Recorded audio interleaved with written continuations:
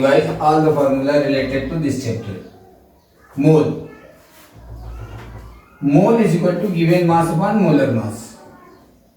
Given mass, आपको मास दिया होगा. Molar mass, what is molar mass? Molar mass is mass of 1 mole of atoms, molecules or ions is known as molar mass. अगर हम कहें कि 20 ग्राम NaOH है, इसको मोल में कन्वर्ट करिए, तो आप करेंगे क्या कि पहले उसका गिवन मास 20 ग्राम लिखेंगे और उसका मोलर मास NaOH का मोलर मास कैसे निकालेंगे? हम सभी एलिमेंट्स के जितने भी एटम हैं सबके एटॉमिक मास को ऐड करेंगे. Na का 23, O का 16, H का 1, 40 हो जाएगा. 20/40 दैट इज 1/2 दैट इज 0.5 मोल. अब आगे आते हैं, एक और भी कन्वर्जन का फार्मूला है. Mole is equal to number of particle upon Avogadro number. जैसे मैं आपसे पूछूं कि there are 3.011 into 10⁻23 particles of iron in a sample, then how many moles of iron particles? तो आप क्या करेंगे, यहाँ पे लिखेंगे 3.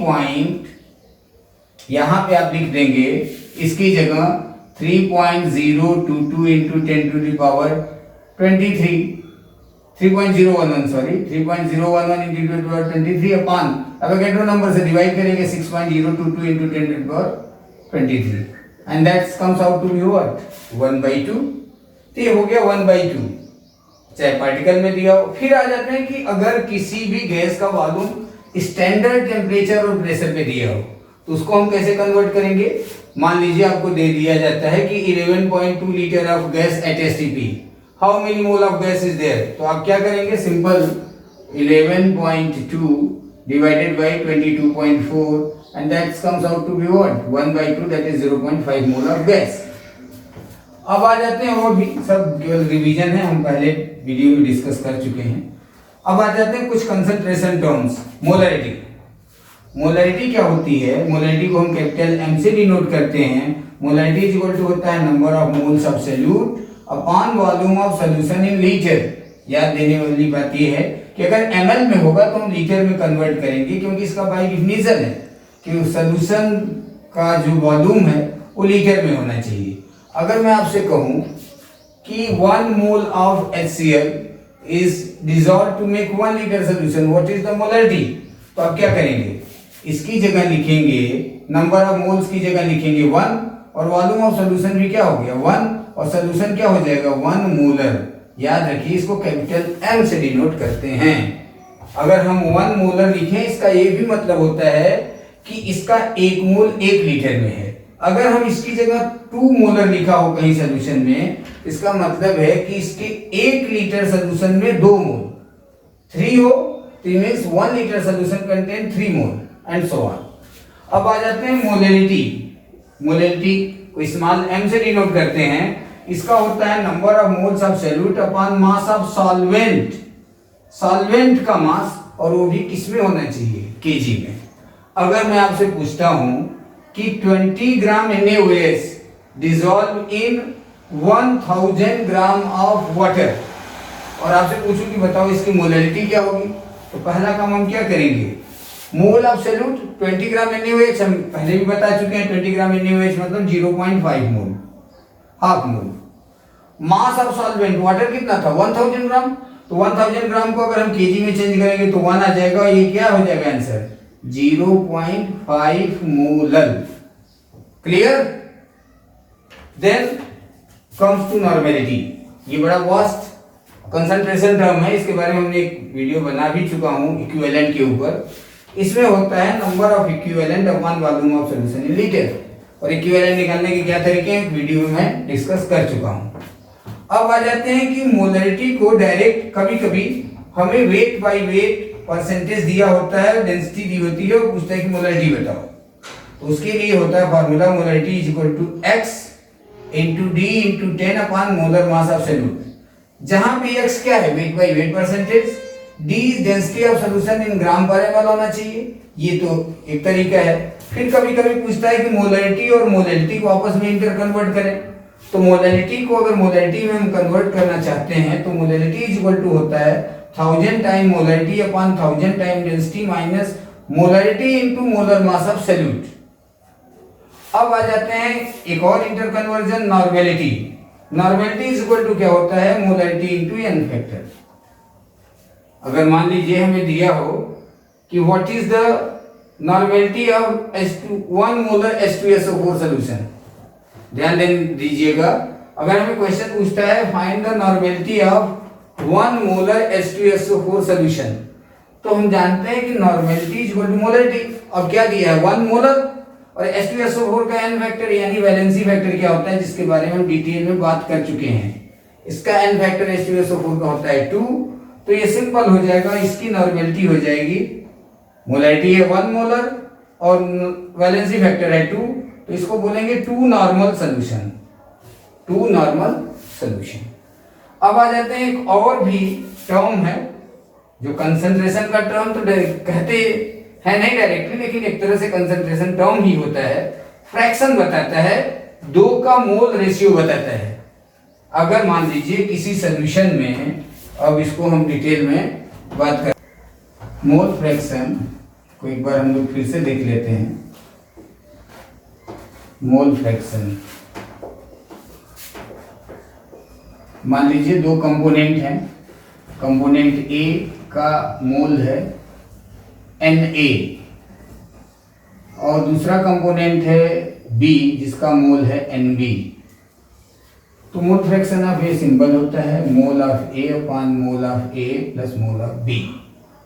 और मोल फ्रैक्शन का जो total mole fraction of A हो गया, मोल फ्रैक्शन ऑफ बी निकालना हो तो आप हमेशा कर सकते हैं 1 माइनस मोल फ्रैक्शन ऑफ ए। क्यों ऐसा, क्योंकि 2 का मोल फ्रैक्शन का सम ऑफ ऑल मोल फ्रैक्शन, अगर 3 होते तो 3, इनका सम ऑलवेज 1 होता है, यानी मोल फ्रैक्शन की वैल्यू ऑलवेज लेस देन 1 होती है। ठीक, अब हम इससे रिलेटेड कुछ क्वेश्चन अगर ट्राई करें कि 20 ग्राम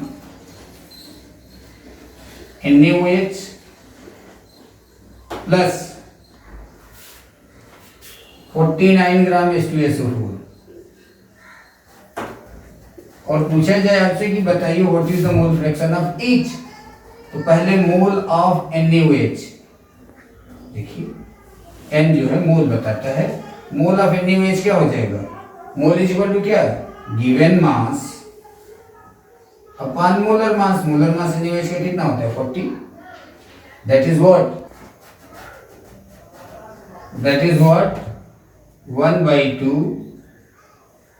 0.5। सिमिलरली मोल ऑफ H2SO4 क्या होगा 49 upon 98, 49 given mass, 98 is molar mass 0.5।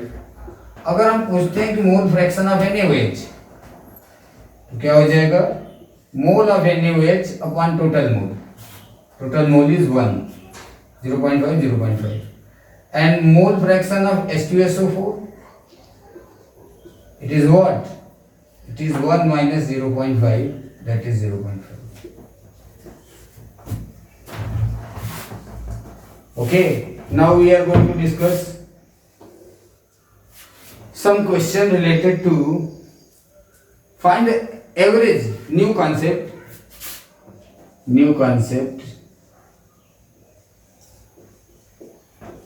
Average molecular mass of mixture. अच्छा, हम एवरेज एटॉमिक मास पढ़ चुके हैं। एवरेज एटॉमिक मास क्या होता है, percentage of first isotope into atomic mass, percentage of second isotope into atomic mass divided by 100। 9th class में हम लोग पढ़ चुके होते हैं।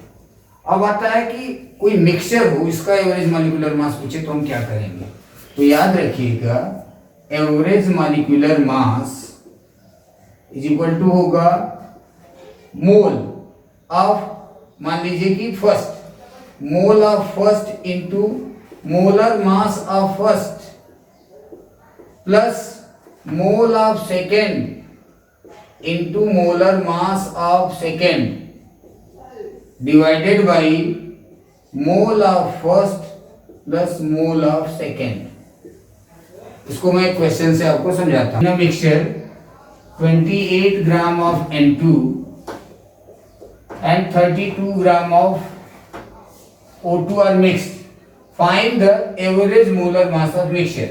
तो हम करेंगे क्या, एवरेज मोलर मास का फार्मूला क्या होता है, average molar mass of mixture हो जाएगा मोल of first that is 28/28 into molar mass plus molar mass of second mole of second that is 1 also into 32 upon total mole 1 plus 1 that comes out to be 28 plus 32 upon 2 that is what, that is 60 upon 2 that is 30 gram per mole.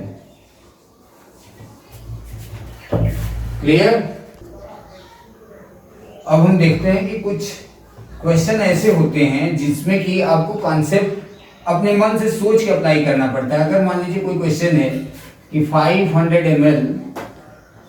ml of BaCl2 mix with 500 ml of NaCl, what is the molarity of chloride ion or what is the concentration of chloride ion in the solution। तो अब यहाँ हम ये देखते हैं कि पहले हम पता करें कि 500 ml और ये दिया है 1 मोलर, एक कंडीशन ये दिया है this is 1 molar solution and this is also 1 molar solution.